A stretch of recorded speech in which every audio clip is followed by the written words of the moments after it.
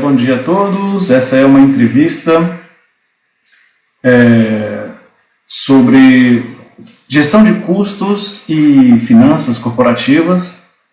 Meu nome é João Flávio, sou professor do Departamento de Engenharia de Produção da UFMG.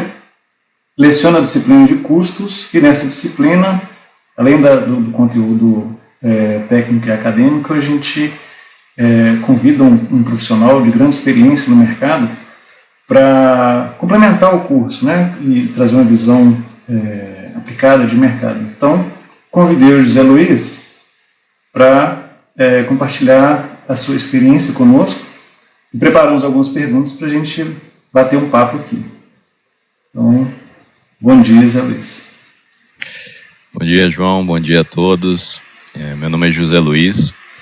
Eu tenho mais de 15 anos de experiência na área de finanças. Eu sou graduado pela UFMG, Engenharia Elétrica. Também tenho 2 especializações. Tenho um MBA em Finanças pelo IBMEC e também um MBA Executivo pela Fundação Dom Cabral. O foco da minha carreira sempre foi mais em planejamento financeiro e controladoria e mais voltado para a indústria. Atualmente eu atuo como gerente financeiro sênior da GE Power Conversion Systems na América Latina. É um grande prazer estar com vocês aqui hoje, né? Eu como aluno da UFMG, tendo me graduado aí, senti muita falta durante o meu curso desse contato mais prático, dessa experiência com profissionais de mercado. Então é bom ver, né, os professores hoje trazendo esse tipo de experiência, esse tipo de interação com profissionais e podendo prover isso também para os alunos. Então, estou feliz em bater esse papo contigo hoje, João. Ok. Zé Luiz, a primeira pergunta que eu faria que é o impacto, na verdade, do quanto o conhecimento que o pessoal absorve na academia, né, vai impactar a realidade das empresas no dia a dia. A primeira pergunta é o quanto que a gestão de custos, a gestão financeira impacta a competitividade da empresa onde você trabalha hoje e das outras empresas onde você trabalha também. Ótima pergunta, João. A gestão de custos é um fator fundamental em qualquer organização, né? Por quê? Porque ela está diretamente ligada com a lucratividade e a geração de caixa da companhia. Então, é muito importante que os custos da empresa sejam bem monitorados, planejados, controlados, de forma que, através desse controle, isso possa gerar informações, dados, análises para suportar a alta gestão na tomada de decisão da companhia, né? E é importante também que esse mindset de controle de custos permeie toda a organização, não fique algo concentrado no departamento de finanças, né? De modo que os diversos setores, seja da diretoria, né, do top management da companhia, até o chão de fábrica, para que todos eles possam contribuir com ações de redução de custos e melhoria de competitividade da organização. Na GE Power Conversion, nós utilizamos uma comunicação bastante constante, né, com todos os níveis organizacionais, para poder fazer esse cascateamento das informações e gerenciar muito bem todas as metas, objetivos, né, muitos deles correlacionados aí com a gestão de custos, nos mais diversos fóruns que nós possuímos. Nós temos ritmos regulares, né, de revisão dos custos com a alta gestão da companhia, né, ritmos muitas vezes semanais, mensais, e utilizamos também a metodologia Lean para poder fazer melhoria de processos e também redução de custos e lead time das entregas. Legal. Custos, custeio, planejamento financeiro é vamos dizer assim, uma comunicação interna da organização de como a empresa aloca e acumula os custos para ela comparar com a receita que ela está recebendo e avaliar sua lucratividade, né?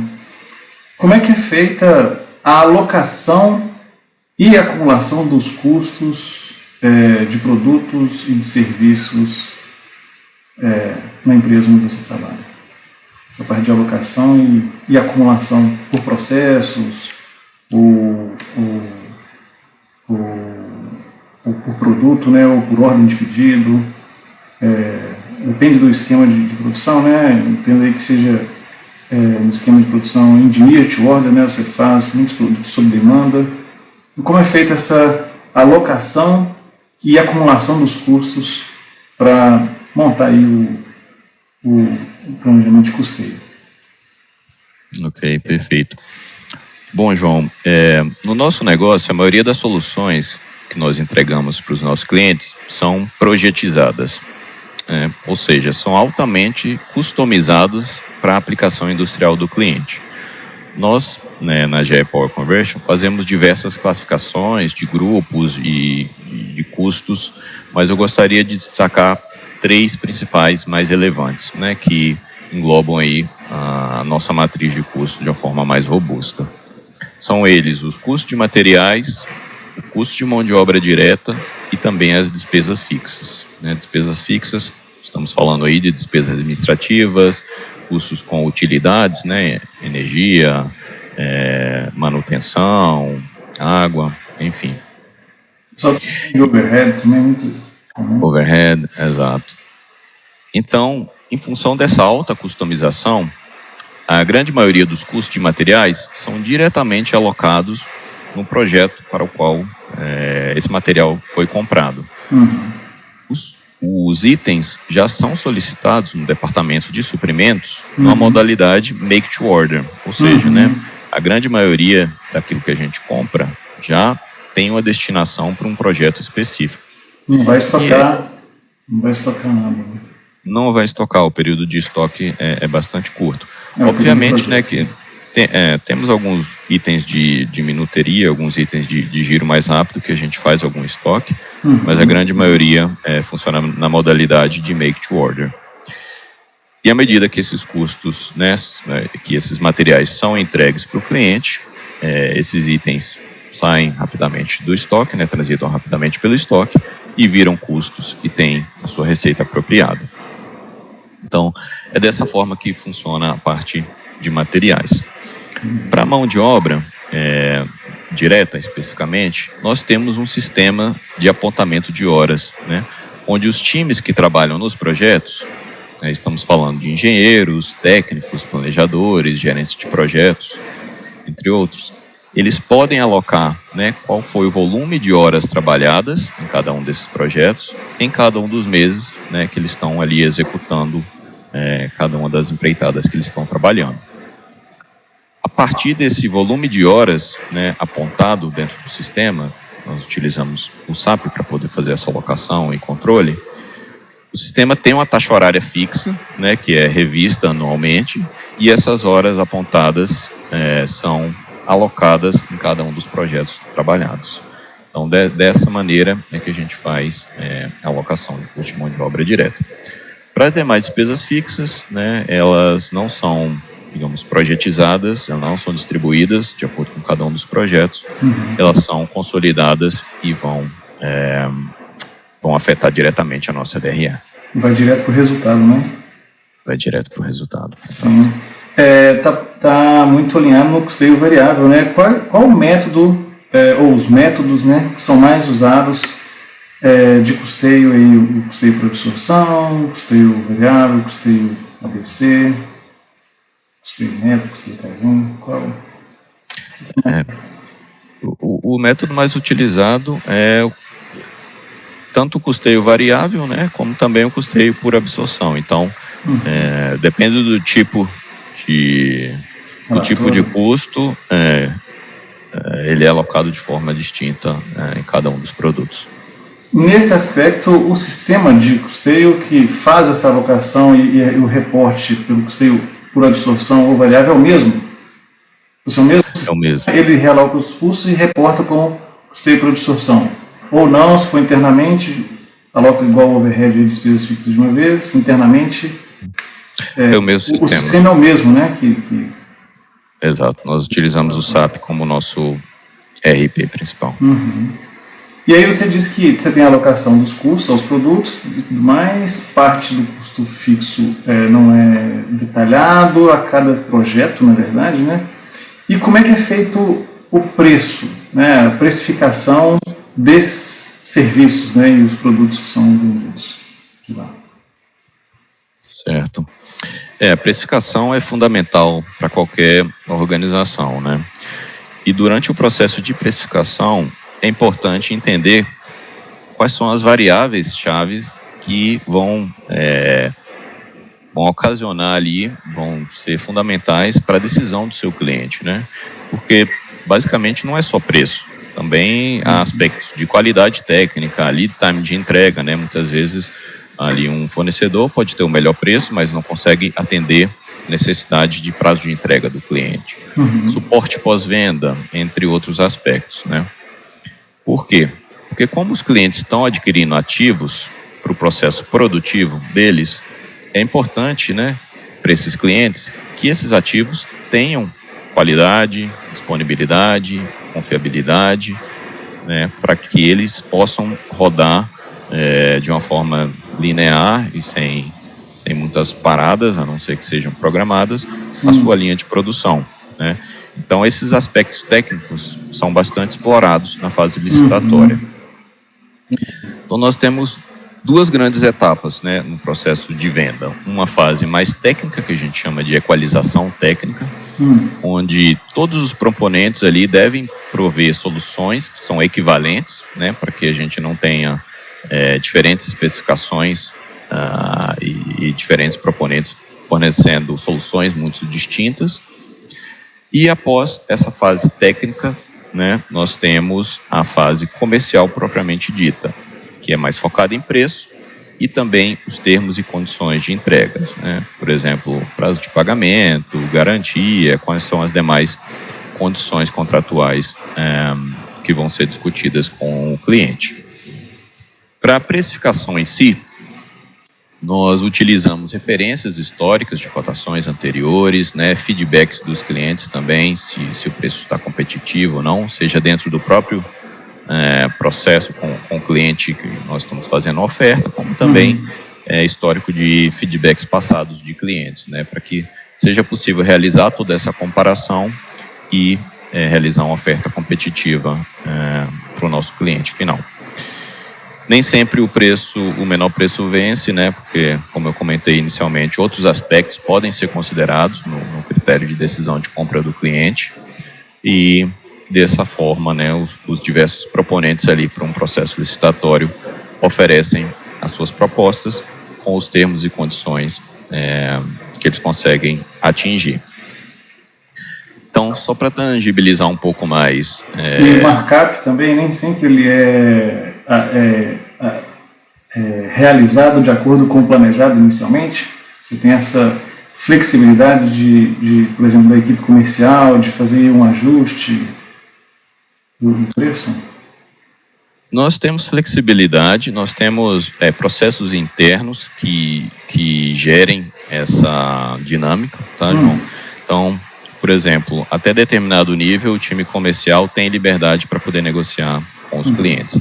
A partir disso, né, eles precisam ser escalados na organização, precisa ter aprovação do diretor comercial, do presidente da região, do presidente global. Então, dependendo do nível de preço, há diferentes escalas de aprovação dentro da organização, o que a gente chama de Delegation of Authority, né? Então, são as alçadas que o projeto precisa passar, dependendo das condições que a gente quer ofertar para o nosso cliente. Só para tangibilizar um pouco mais da questão técnica comercial, então, pensa, por exemplo, né, na sua compra como consumidor. Então, vamos dizer, um carro, né? Algumas montadoras fornecem carros importados a um preço bastante competitivo, né? Mas você pode ter que aguardar ali meses na fila de espera para ter o seu veículo. Então, você pode tomar isso como um critério importante de decisão. Se você está precisando do carro para agora, né, você não vai querer esperar 6 meses, 1 ano para poder comprar um carro mais barato. E ainda no exemplo da montadora, muitas vezes essas montadoras com preço bastante competitivo não tem um sistema robusto de peças, suporte, pós-venda para poder te oferecer. Manutenção. Então, se seu carro... Exato, se o seu carro tem um problema posteriormente, é uma dor de Você quer cabeça trocar o mesmo. farol na semana que vem, você tem que esperar 3 meses, né? Exato. Então é um empecilho enorme, né, para quem comprou esse veículo. Então, de forma análoga, acontece também na venda de um sistema. O cliente não quer só o menor preço ali na compra. Ele também deseja qualidade, confiabilidade, pós-venda, né? Ele quer ter um produto robusto em operação. Tudo isso compõe aí a parte de precificação do serviço também, né? Exato. Tá. E com relação na parte de planejamento tático, né? Planejamento mestre, né? Você tem na produção, tem o mestre da produção, na parte de finanças tem o orçamento mestre. Eles são feitos, a equipe que elabora o orçamento mestre faz ele em conjunto com outras equipes de PCP, da produção, marketing, vendas, suprimentos, num esquema de planejamento de vendas e operações, por exemplo, dentro do SNOP. Como é que é feito o planejamento tático financeiro, que seria o orçamento? Perfeitamente. Na AGE Power Conversion, nós temos um processo orçamentário bastante detalhado e bastante sólido, né?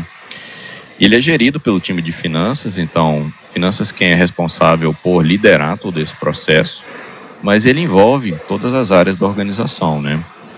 Os inputs comerciais, por exemplo, são provenientes do time de vendas, né? Os aspectos de execução, quem fornece é o time de operações, suprimentos, né? Despesas fixas, por exemplo, RH, o time de legal, né? O time jurídico, marketing, TI, todos esses participam do processo orçamentário. Eu costumo dizer que finanças quem lidera, quem gera o orçamento, mas os orçamentos são dos times, a gente só ajuda eles a controlar o dinheiro. E é extremamente importante isso, João, por quê?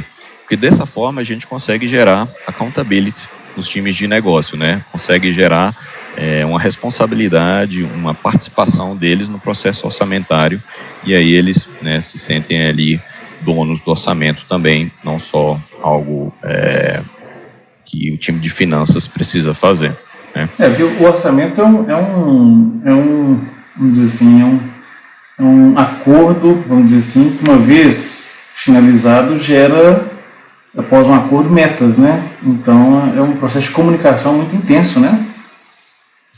Exatamente, é isso. É um acordo, né? Nós fazemos o nosso orçamento ali entre o fim do terceiro trimestre, começo do quarto trimestre. No fim do ano, começo do ano seguinte, a gente congela esse orçamento, de acordo com o que foi realizado no fechamento do ano, e a gente reprojeta o ano seguinte, faz uma atualização.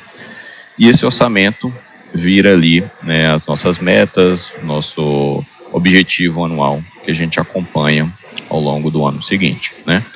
E a cada mês nós fazemos uma atualização, o que a gente chama de rolling forecast, ou seja, a gente pega o último mês realizado e reprojeta todo o ano até o final do ano, para que seja possível realizar uma estimativa de como que nós estamos prevendo fechar o ano nos diversos KPIs, novos pedidos, receita líquida, lucro operacional, fluxo de caixa.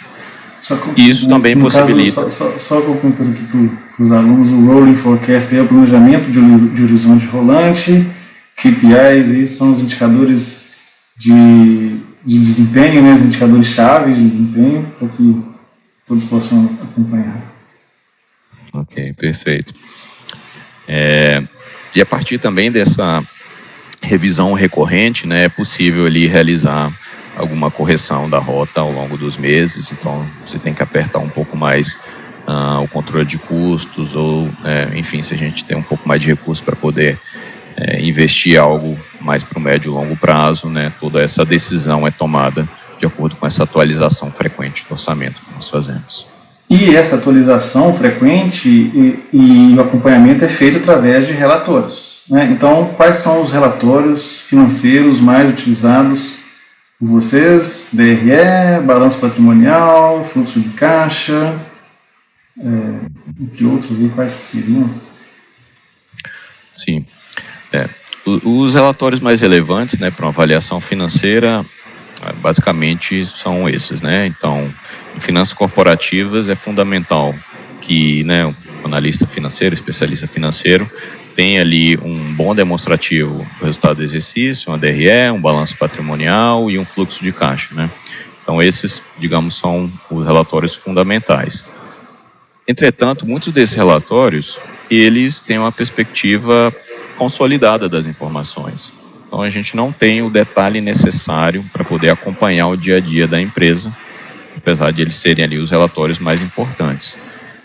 Então, João, a gente necessita de uma série de outros relatórios auxiliares que possam nos suportar ali, para que a gente tenha uma visibilidade mais micro do que está acontecendo na organização. Então, para dar um exemplo, em fluxo de caixa, né? A gente precisa ter a visibilidade do que a gente vai receber nas próximas semanas, meses, dos clientes, né? Quais são os clientes que estão com pagamentos em atraso, quais são os principais pagamentos que nós vamos fazer para os nossos fornecedores no futuro, nosso nível de estoque, dívidas e aplicações a vencer, entre outros. Com tudo isso, né, a gente consegue, né, com todos esses relatórios, a gente consegue elaborar um bom demonstrativo de fluxo de caixa. Mas a gente precisa de ter todo esse backup de informações para poder ser input para o relatório fundamental, que é o fluxo de caixa. E muitos desses relatórios, por exemplo, esses três são os relatórios formais, né, de demonstração de resultado, balanço patrimonial, fluxo de caixa, são os formais, vamos dizer assim, mas existem diversos outros que complementam internamente para gerar essas informações e preencher esses relatórios, né. Para levantar essas informações, são usados muitos softwares para o gerenciamento de custos e de finanças. Quais softwares vocês usam aí para dar suporte, nem que seja internamente a esse levantamento de custos, gestão financeira ou até decisão? Sim, nós usamos diversos softwares. É muito comum, né, em multinacionais, a gente ter principalmente multinacionais que crescem através de crescimento inorgânico, né, de fusões e aquisições, a gente ter uma série de sistemas operacionais rodando ali na companhia, né? Eu vou focar aqui nos principais que nós temos, mas nós temos outros sistemas acessórios também que nos auxiliam em todo o controle financeiro da companhia.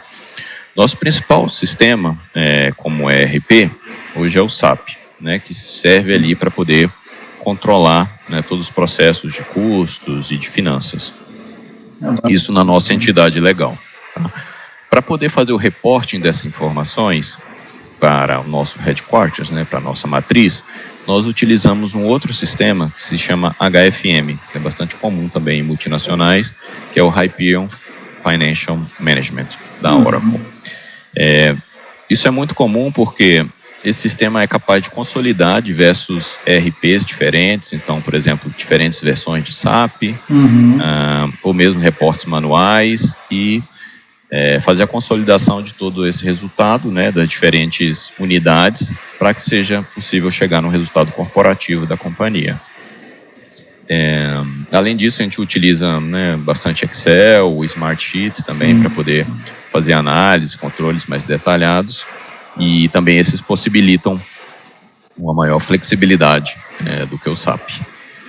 Para fazer a interface com o usuário, né, nós utilizamos também ferramentas de BI, de Business Intelligence, como o Tableau e Power BI, para que haja também uma interface mais amigável ali com o usuário, né, para disponibilizar gráficos, tabelas, dinâmicos, e o usuário possa ter acesso às informações de uma forma mais interessante.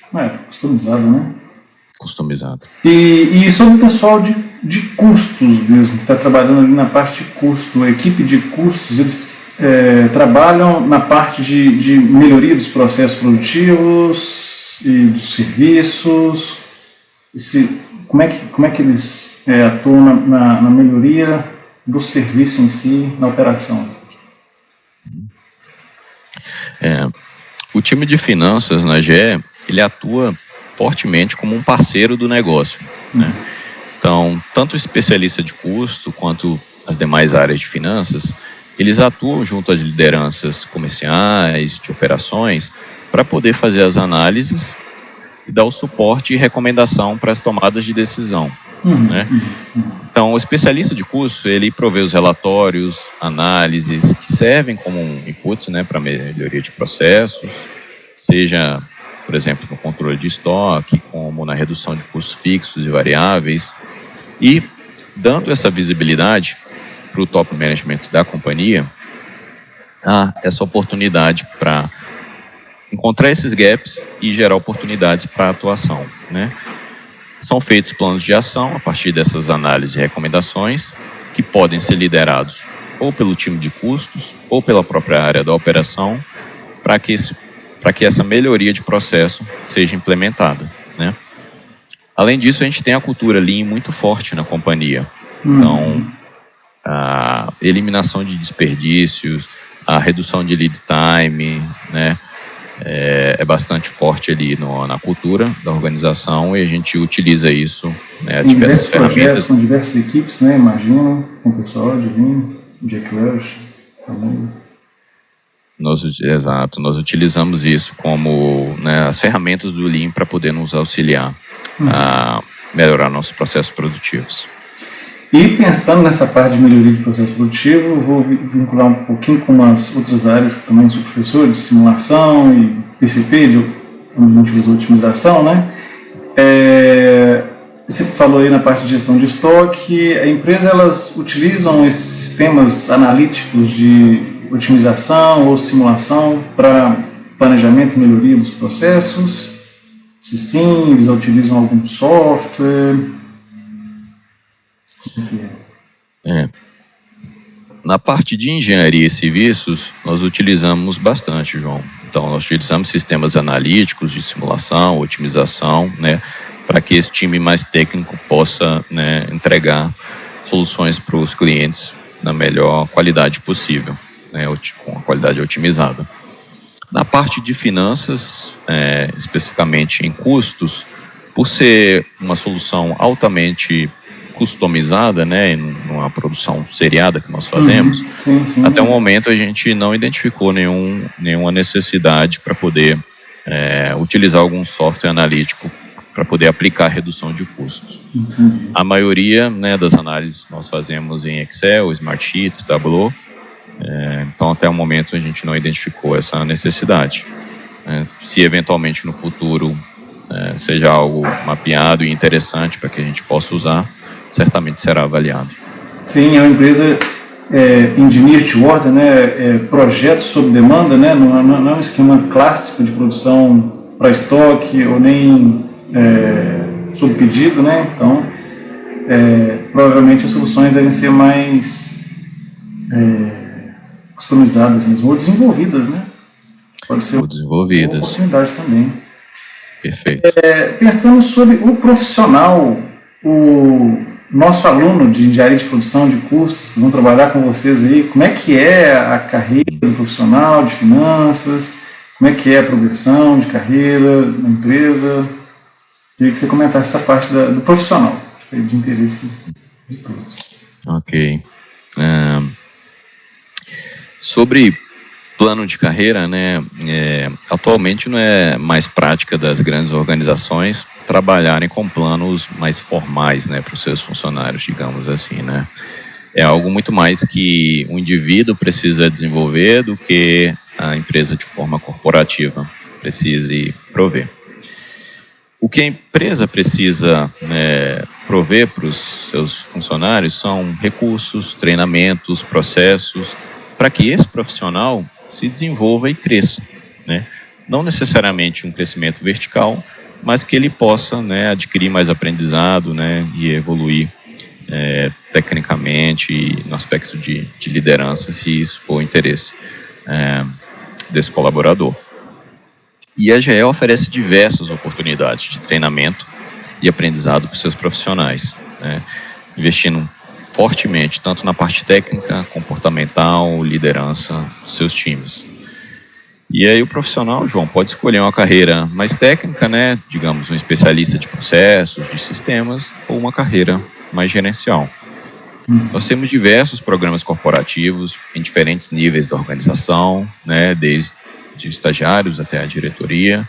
Então, só para dar alguns exemplos mais práticos, né? Então, para o nosso time de estagiários em finanças, nós temos um programa que se chama Finance Academy, onde os estagiários têm uma série de treinamentos técnicos sobre finanças, eles podem conhecer as demais áreas de finanças e fazem um job rotation a cada 9 meses, 1 ano, para que eles possam ter diferentes aprendizados dentro dos 2 anos que é possível fazer o estágio na AGE. Ah, na fase de estágio, esse job rotation é dentro da fase de estágio? Dentro da fase de estágio ainda. Então, possibilita um aprendizado bem holístico, assim, né, do sistema, assim, diversas áreas, né? Perfeito, exatamente. Então, a nossa ideia é que, durante esse período de 2 anos de estágio, que a maioria dos estagiários permanece conosco, eles possam, na verdade, fazer 2, 3 estágios dentro de um mesmo estágio na área de finanças. O objetivo, né? É aprendizado.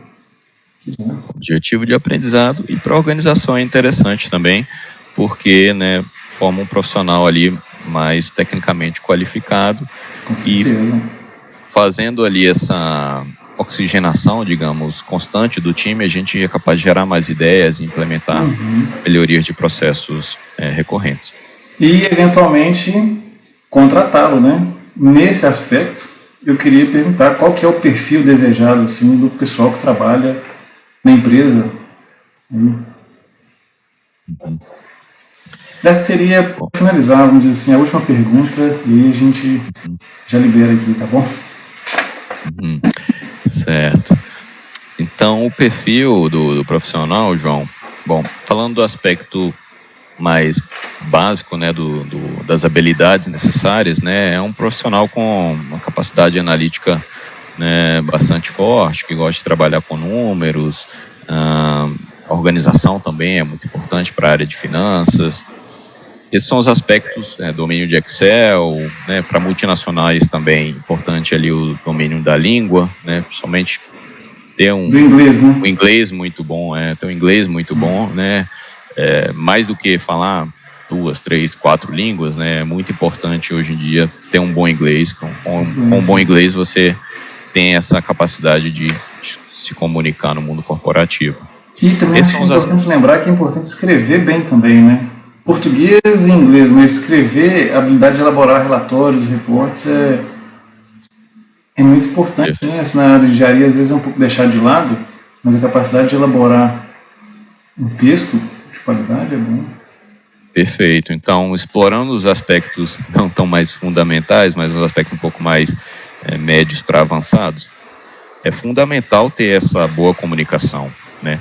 Porque o profissional de finanças hoje atua como um parceiro de negócio, né? Como eu comentei inicialmente. Então, né, tem diversas interações com as áreas na organização. Operações, interação e comunicação o tempo todo, né?